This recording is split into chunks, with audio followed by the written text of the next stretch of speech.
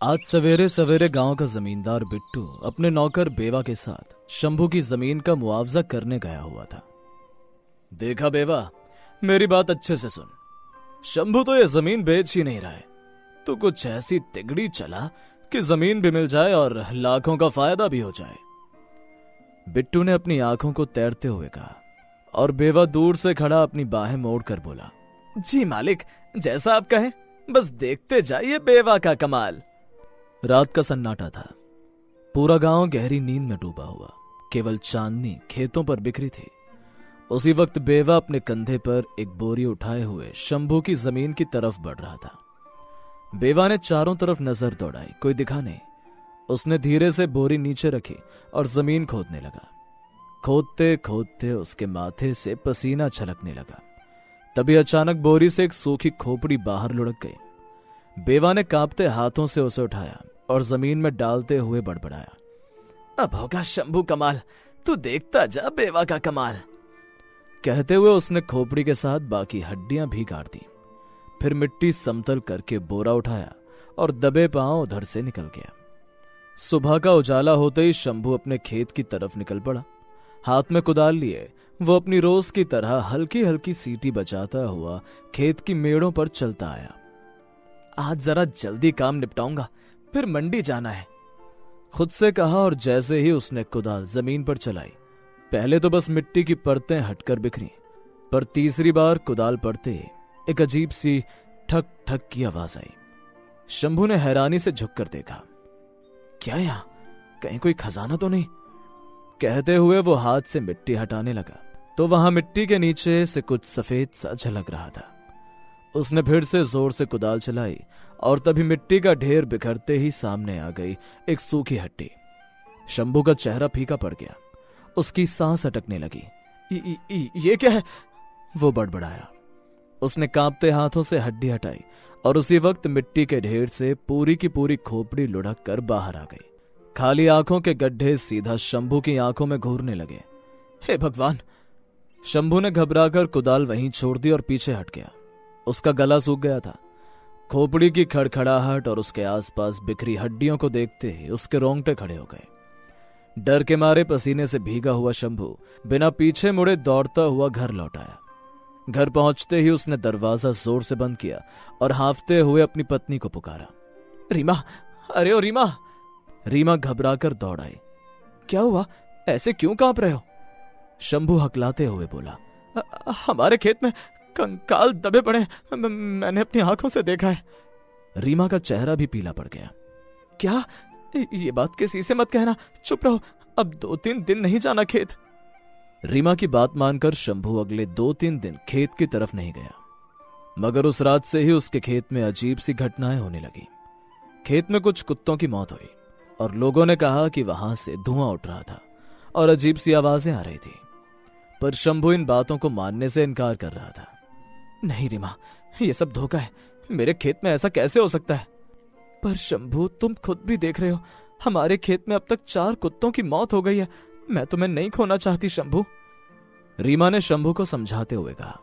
वो चाहती थी कि अब शंभू खेतों में काम करना बंद कर दे, क्योंकि वो बिल्कुल भी ठीक नहीं है। लेकिन दूसरी तरफ गांव वाले अब काना फूसी करने लगे थे। कोई कहता, कल रात मैंने देखा शंभू के खेत से धुआं निकल रहा था। तो कोई कहता, अरे धुआं भी और इसी के साथ खेत से किसी औरत की आवाज आ रही थी।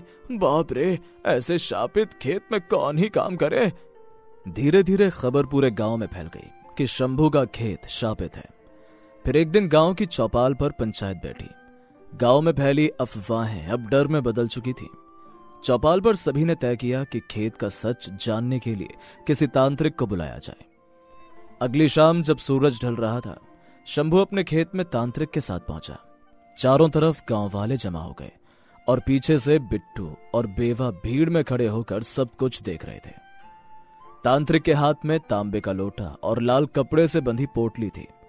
उसने खेत के बीच बैठकर मंत्रोच्चार शुरू कर दिया। तभी तांत्रिक की आंखें पलट गईं और वो गहरी आवाज में बोला, सुनो, इस खेत पर किसी साधारण आत्मा का नहीं बल्कि एक चुड़ैल का कब्जा है।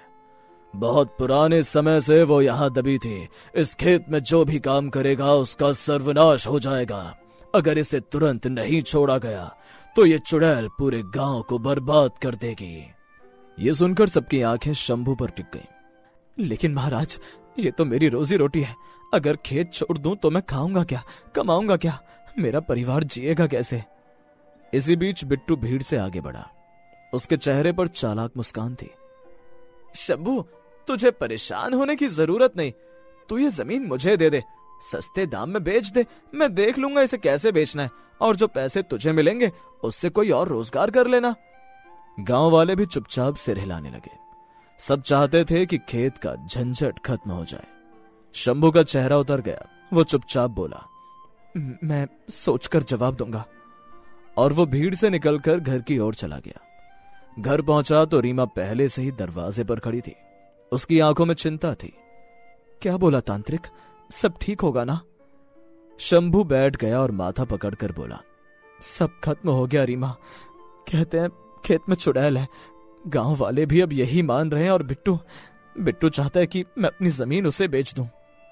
अगली सुबह चौपाल पर शंभू को घेर कर गांव वाले पूछने लगे, क्या सोचा तूने, जमीन बेच देगा ना बिट्टू को?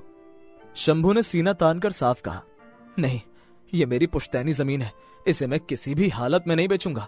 चाहे चुड़ैल हो या कोई भूत प्रेत, मैं अपनी रोजी रोटी कभी नहीं छोड़ूंगा। उसकी आवाज में इतनी दृढ़ता थी कि पूरा गांव चुप हो गया। बिट्टू और बेवा दोनों के चेहरे का रंग उतर गया, और बिट्टू दांत भींचते हुए बोला, ठीक है शंभू, तू माने या ना माने, लेकिन तुझे पछताना जरूर पड़ेगा। उस रात बिट्टू और बेवा फिर अपनी चाल में जुट गए।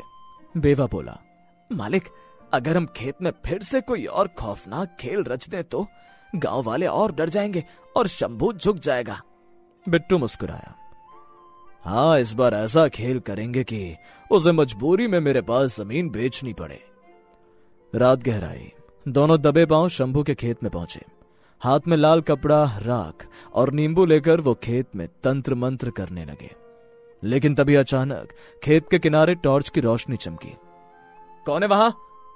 शंभू की आवाज गूंजी। साथ ही रीमा भी उसके साथ थी। दोनों पहले से खेत पर नजर रखने आए थे। बिट्टू और बेवा चौंक कर भागने लगे, मगर शंभू ने दौड़कर उन्हें पकड़ लिया। अरे यही तो है हमारी जमीन के असली चुड़ैल, लोग इनकी चाल से डर रहे थे। शंभू चिल्लाया। शोर सुनकर पूरा गांव वहां इकट्ठा हो गया। शंभू ने सबके सामने बोरा खोलकर दिखाया, जिसमें खोपड़ियां और हड्डियां छिपाई गई थी। गांव वाले हक्के बक्के रह गए। फिर रीमा ने सबको चिल्लाकर बताया, यही लोग हमारी जमीन को शापित साबित करने की साजिश कर रहे थे, ताकि शंभू मजबूरी में जमीन बेच दे। भीड़ से आवाजें उठी, धोखेबाज! उनकी वजह से पूरा गांव डर में जी रहा था। बिट्टू और बेवा के चेहरे पर हवाइयां उड़ रही थीं। अब उनका खेल खुल चुका था। गांव के बुजुर्गों ने गुस्से में कहा, ऐसे नीच लोगों को गांव से बाहर निकाल दो। इन्होंने लालच के लिए हमें बेवकूफ बनाया। बिट्टू और बेवा सिर झुकाए खड़े रह गए, जबकि शंभू और रीमा के चेहरे पर आखिरकार राहत झलक रही थी। शंभू ने भीड़ की ओर देखकर कहा, यह जमीन मेरी मेहनत और पसीने की है। इसे कोई शापित नहीं कर सकता। जो डर था वो इंसानों ने ही बनाया था। गांव वालों ने शंभू की बात पर हामी भरी, और पहली बार कई हफ्तों बाद उस खेत की ओर देखते हुए लोगों के चेहरे से डर का साया हट गया, और उन दोनों को गांव वालों ने उनके किए की सजा दे दी।